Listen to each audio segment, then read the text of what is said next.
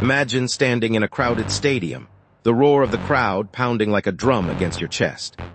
You're about to step onto the field, but before the whistle blows, everything stops.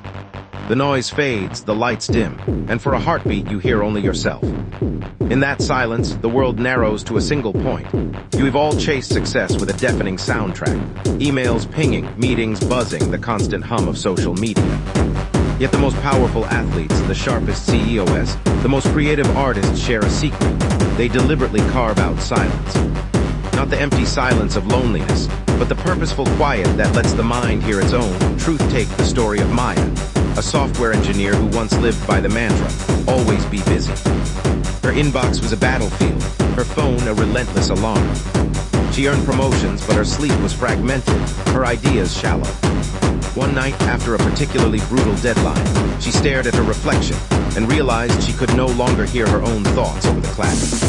She decided to try something radical, a 30-minute walk every morning without any device, music, or chatter. She simply let her feet move and her mind breathe at first. The silence felt like a ball. Thoughts rushed in, unfinished tasks, worries about the next sprint, the nagging voice of self-doubt. But Maya learned to observe them without reacting, like watching clouds drift across the sky. After a week, she noticed a shift. The mental noise that once drowned her ideas began to settle. She started seeing patterns in code that had eluded her for months, and she began sketching a new feature on a napkin during her walk. That quiet time became her incubator, a place where the subconscious could surface solutions without the interference of constant stimulus. Science backs Maya's experience.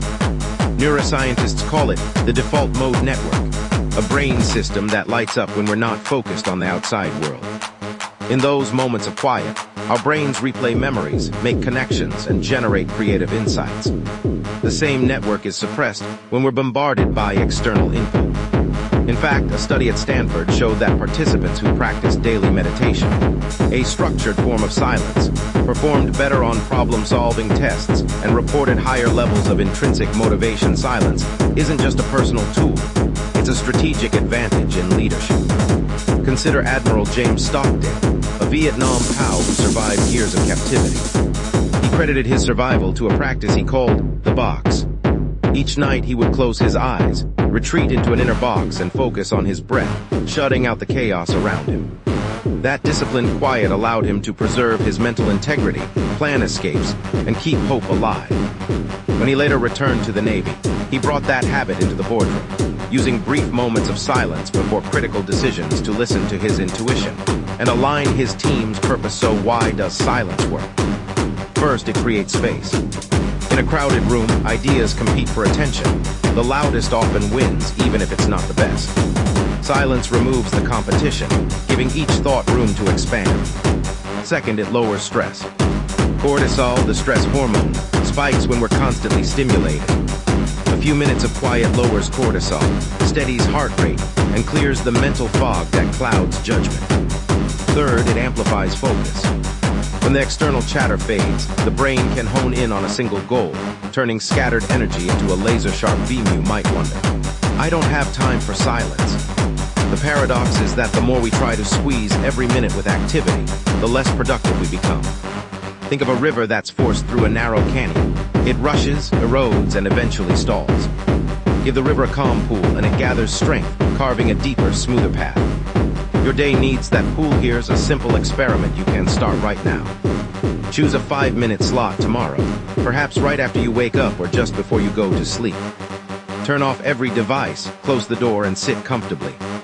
Focus on your breath, the rise and fall of your chest, and notice any thoughts that appear. Don't chase them, let them float by like leaves on a stream. When the timer ends, open your eyes and write down 3 words that surfaced. You'll be surprised at the clarity that follows if 5 minutes feels too daunting. Begin with 30 seconds and gradually build. Pair it with an activity that already has a rhythm: walking, stretching, or even washing dishes. The key is consistency, not length. Over weeks, you'll notice a subtle shift. Meetings feel less overwhelming, creative blocks dissolve, and decisions come with a quiet, confident silence. Also invites us to listen to something beyond ourselves. Our values, our purpose, the whisper of a deeper calling. When the world is loud, we often mistake urgency for importance. In the hush, we can ask, what truly matters? That question, answered in silence, becomes the compass that guides every action toward lasting success. So, the next time you hear the clamor of deadlines, remember Maya's walk, Admiral Stockdale's box, and the brain's hidden network. Gift yourself the pause, the stillness, the silence that fuels the fire inside. In that quiet, success is not a distant roar.